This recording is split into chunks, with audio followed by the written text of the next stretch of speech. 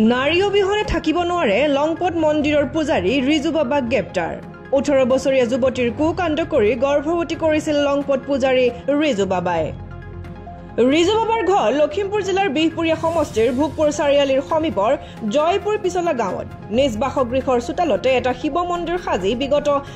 20 বছৰ ধৰি নিজকে বাবাৰ বেশ ধৰি ৰাইজক আভুৱা ভাৰি আহিছিল